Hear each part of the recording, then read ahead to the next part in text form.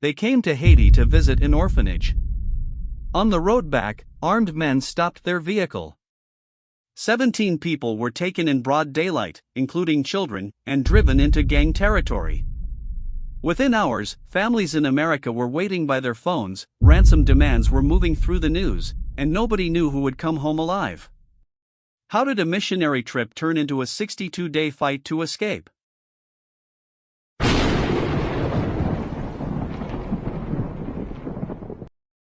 October 16, 2021, began with a visit to an orphanage. A group connected to Christian aid ministries had gone there to help, pray, and spend part of the day with people who needed support in a country already under pressure. After the visit, they got back into their vehicle. 17 people were inside. 16 Americans, 1 Canadian, and several children were now on a road near Port-au-Prince, moving through an area where gangs had become bold enough to stop cars in the open.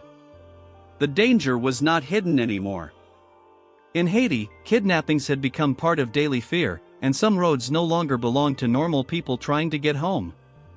That afternoon, the group drove straight into it. Armed men stopped the vehicle and took control before anyone outside could react. The trip was over. Phones went quiet, plans disappeared, and 17 people who had been on a mission visit were suddenly hostages. This was not a robbery for cash in a wallet. The men who took them understood exactly what foreign captives could mean: pressure, attention, and money. Soon, the name of the gang was being reported. 400 Mawozo. That name already carried fear in Haiti, because the gang was known for kidnappings, threats, and control of territory around the capital. Now they had Americans, a Canadian, and children in their hands. Back home, families were not watching a movie or reading a headline about strangers. They were waiting for news about husbands, wives, sons, daughters, parents, and children who had vanished on a road in another country. Every hour made the silence heavier. A phone call could bring proof they were alive, a demand from the kidnappers, or a warning that the situation was getting worse. Then the ransom number came out. $17 million. $1 million for each person taken. There is something cold about a number like that, because it turns living people into prices and forces everyone around them to calculate danger in dollars. Paying could help the hostages survive, but it could also make the gang stronger. Refusing could sound principled from far away, while the people in captivity paid for that decision up close. A rescue attempt was not simple either. One wrong move, one scared gunman, one bad piece of information, and a hostage crisis could become a disaster before anyone had time to fix it. So the first day did not end with answers. Somewhere in Haiti, 17 people were being held by armed men. Across the ocean, families stayed close to their phones and waited for a message they were afraid to receive. Nobody knew if this would end in a release, a rescue, or a funeral. And nobody knew that this kidnapping would drag on for 62 days. The ransom demand made the kidnapping colder. $17 million. The gang placed a price over every person taken from that road and waited for the world to react. $1 million for each hostage. Inside captivity, that number was not just money. It kept the whole crisis locked in place, while strangers outside decided how much risk 17 lives could survive. Children were among them. One was only a baby, too young to understand the sudden quiet in the room, the careful voices, or the way adults reacted when movement outside came too close. That detail changed the way people heard the story. Adults can recognize danger. A child only feels the fear in the hands holding them and the strange way grown people speak when they are trying not to fall apart. For the families back home, the news did not arrive as one clear answer. At first, there was a missing group on a Haitian road. Then the name 400 Mawozo surfaced, and the ransom amount made the truth impossible to soften. This gang had taken people the world could identify: American families, a Canadian citizen, missionaries, and children who had been part of a visit to an orphanage. That attention gave the kidnappers power, and they knew how to use it. The pressure did not push them away from the crime. It made the hostages more valuable. From outside, people could argue about what should happen next. Inside the crisis, every choice carried danger for someone who had no control over it. Money might open a path home while also strengthening the same gang that had taken them. A public refusal could sound firm from a safe place, but the hostages were the ones sitting near armed men. Even a rescue attempt could not be treated like a simple answer, because bad information, a nervous gunman, or one wrong second could destroy the only thing everyone was trying to protect. So the situation stayed ugly. The hostages were alive, but every part of the day still belonged to the gang holding them. They had to read danger from small things, a voice outside, an engine stopping nearby, footsteps coming closer, or an order they did not understand. Fear does not always need noise. Sometimes it works by making people listen too closely. Back in America, families were trapped in a different way. They could move through their homes, answer messages, stand beside kitchen counters, and still feel as if their lives had stopped on that road in Haiti. The same question followed everything. Are they alive right now? As the days stretched on, the ransom stopped being only a demand. It became the shape of the whole nightmare. 17 people had gone to Haiti to visit an orphanage. Now their survival depended on a gang that had already decided each life had a price. The first days did not bring an ending. A road in Haiti had taken 17 people from a mission visit into a room controlled by armed men, and now survival meant learning how to live without choice. Inside captivity, time stopped feeling normal. Every small thing depended on the gang: when they ate, when they moved, how loudly they spoke, and whether the next sound outside meant nothing or trouble. Hunger was not the only pressure.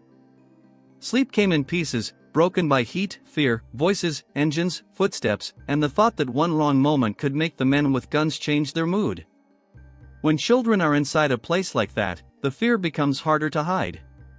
Adults can understand the shape of danger. They know what ransom means. They know why people whisper, why faces change when a door opens, and why nobody wants to anger the wrong man. A child understands something simpler. The adults are scared. One baby was too young to know anything about gangs, money, Haiti, or negotiations. But even a baby can feel tension in the arms holding them. The hardest part was that nothing had to happen for fear to keep working. Silence could be enough.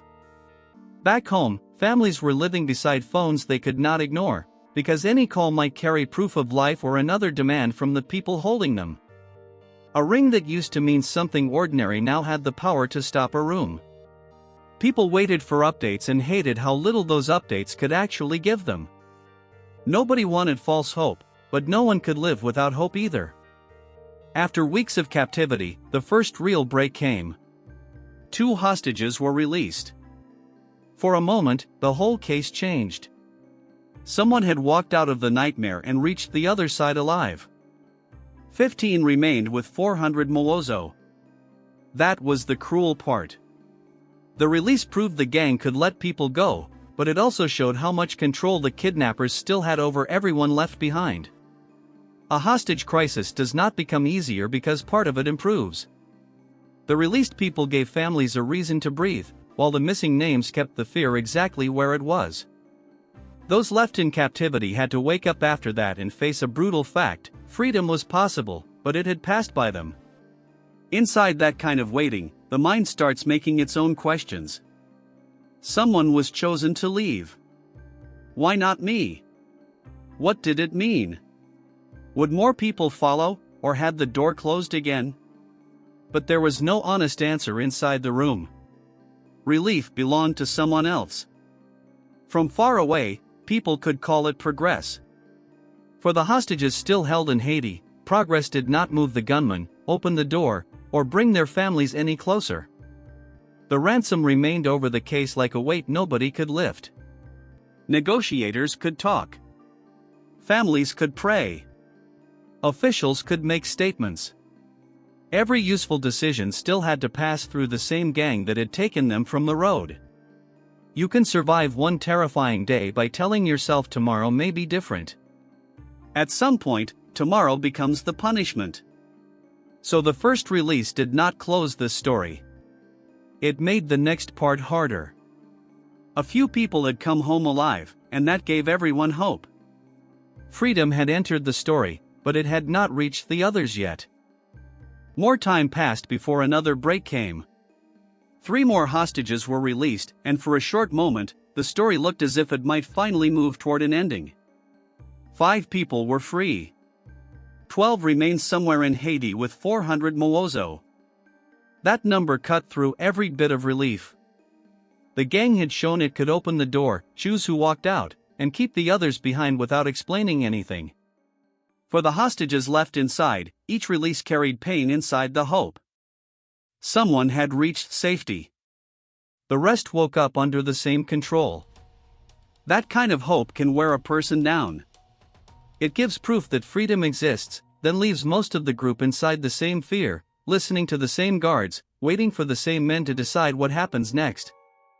Waiting had become dangerous in its own way.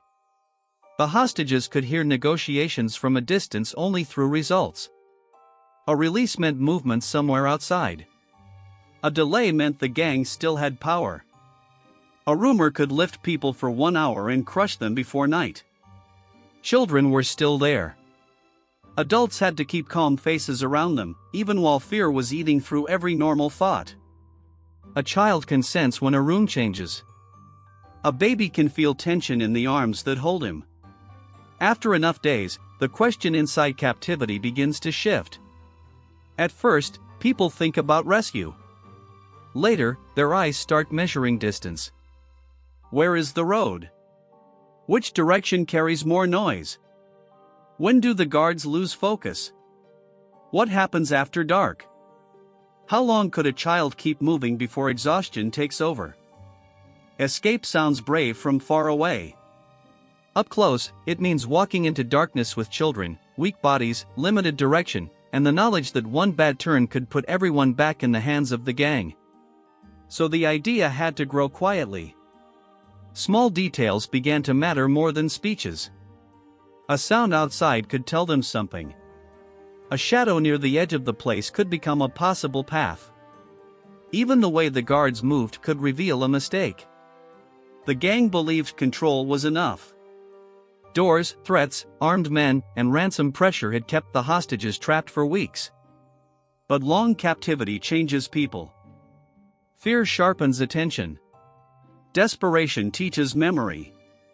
A person who has waited too long starts seeing chances that were invisible before. The 12 remaining hostages were ordinary people forced toward an impossible decision. They had children with them. They had limited strength. Still, they had one thing the gang could never fully control: home. At some point, hope stopped feeling like a phone call that might come from outside. It became a thought inside the room. They might have to run.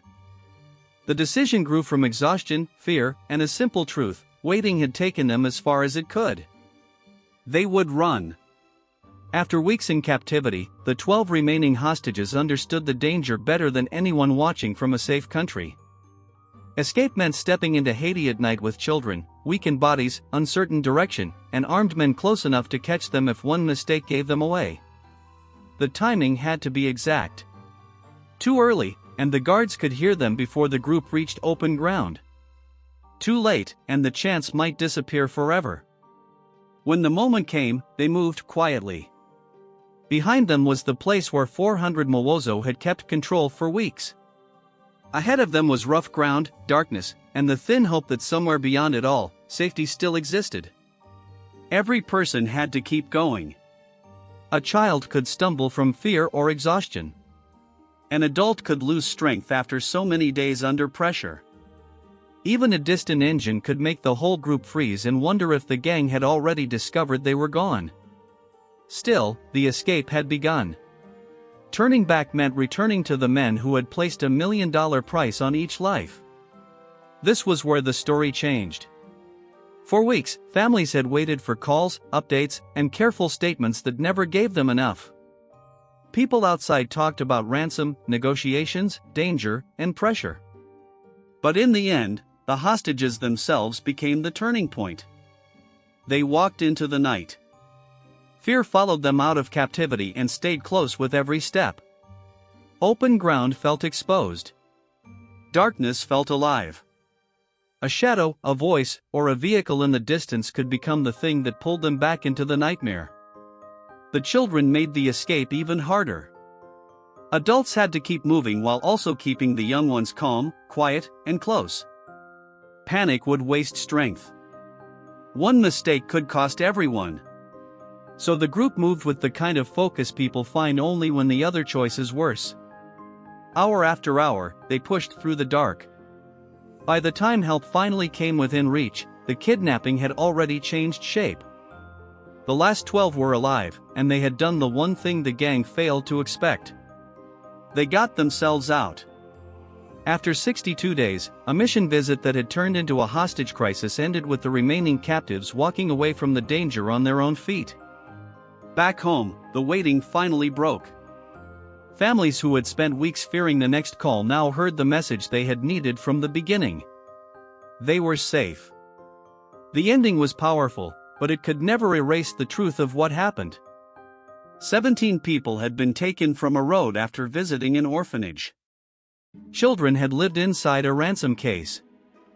Families had spent weeks trapped between hope and fear because a gang decided human lives could be priced and traded. That is what makes the story hard to shake. The escape was brave. The reason it had to happen was terrifying. For 62 days, ordinary people were held by armed men in a country where the road itself had become dangerous. When freedom finally came, it arrived through darkness, fear, tired feet, and one decision that had to work the first time. They had to run. And somehow, they made it home.